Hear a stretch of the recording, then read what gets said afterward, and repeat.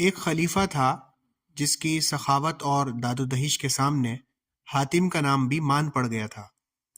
آس پاس کے لوگ جوق در جوق اس کی خدمت میں آتے اور اس کی سخاوت سے خوب سیراب ہو کر واپس جاتے۔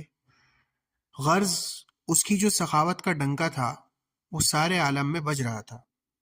اس خلیفہ کے عہد میں ایک اعرابی بھی تھا جو بڑی تنگی کے دن گزار رہا تھا۔ ایک رات اس اعرابی کی بیوی نے شکایت کی کہ ساری دنیا میں ہم جیسا بدقسمت اور غریب کوئی نہ ہوگا، نہ ہمارے پاس کھانے کو روٹی، نہ پہننے کو ڈھنگ کا کپڑا۔ ہماری غریبی دیکھ کر اپنے بیگانے سب حقارت کی نظر سے دیکھتے ہیں۔ آخر یہ صورت کب تک جاری رہے گی؟ اعرابی نے جواب دیا کہ اری نیک بخت، زیادہ تو گزر گئی، تھوڑی اور باقی ہے۔ قناعت سے بڑھ کر کوئی دولت تھوڑی ہے، تو حرص و ہوس میں پھنس کر کیوں اپنا جی میلا کرتی ہے؟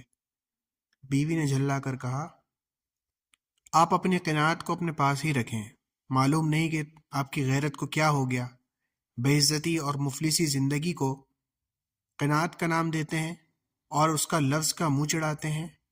اعرابی بیوی کے طعنوں پر بڑا سیخپا ہوا اور چیخ کر کہنے لگا کہ بس کر اور بکواس کو بند کر لے، ورنہ میں گھر چھوڑ کے بھاگ جاؤں گا۔ عورت اب رونے لگی، گڑ گڑانے لگی، اس کی منت تو سماجت میں لگ گئی۔ تھوڑے وقت بعد خاوند کا دل بھی پسیج گیا، کہنے لگا کہ تو ہی بتا کہ اس مفلسی نجات کی کیا تدبیر کی جائے۔ بیوی نے جواب دیا کہ آج کل بغداد کے خلیفہ کی سخاوت کا ساری دنیا میں چرچا ہو رہا ہے، اگر تو اس سے مل سکے تو ہو سکتا ہے کہ ہماری مصیبتوں کے دن ٹل جائیں۔ اعرابی کہنے لگا کہ مجھ جیسا مسکین بارگاہ شاہی میں کیسے جائے گا؟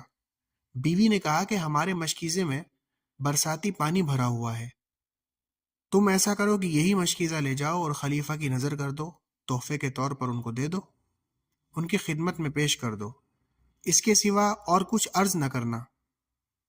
جس بیابان سے میں آ رہا ہوں وہاں اس سے بہتر حضور کی نظر کرنے کے قابل کچھ بھی نہیں ہے، بس اتنا کہہ دینا۔ اعرابی نے عورت کی بات مان لی اور پانی کے مشکیزے کو اٹھا کر بغداد نکل لیا۔ ادھر عورت نے مصلی بچھایا اور دن رات اپنے شوہر کی سلامتی کی دعائیں مانگنے لگی۔ اللہ تعالیٰ نے اعرابی کی دستگیری کی اور وہ مشکیزے کے ساتھ صحیح سلامتی سے بغداد پہنچ گیا۔ وہاں اس نے دیکھا کہ ہر طرف حاجت مندوں کی بھیڑ لگی ہے، لوگ جھولیاں بھر بھر کر بارگاہ شاہی سے نکل رہے ہیں۔ وہ بیچارہ بھی شاہی محل کے دروازے پر جا کر کھڑا ہو گیا۔ شاہی نقیبوں نے اس سے پوچھا کہ اے عرب کے شریف، تو کس جگہ سے آیا ہے؟ اس نے جواب دیا کہ ایک جنگل بیابان سے آیا ہوں، کافی دور رہتا ہوں، اور یہ مشکیزہ ہے میٹھے پانی کا، جس میں برسات کا میٹھا پانی ہے، یہ خلیفہ کی نظر کرنے کے لیے لایا ہوں۔ نقیب ہنس پڑے اور انہوں نے اس سے مشکیزہ لے کر بادشاہ کی خدمت میں پیش کیا۔ بادشاہ کو نہایت خوشی ہوئی اور اس نے بڑی خوش دلی کے ساتھ اس تحفے کو قبول کیا اور حکم دیا کہ اس مشکیزے کو خالی کر کے اس میں اشرفیاں بھر کر اس اعرابی کو دے دی جائیں۔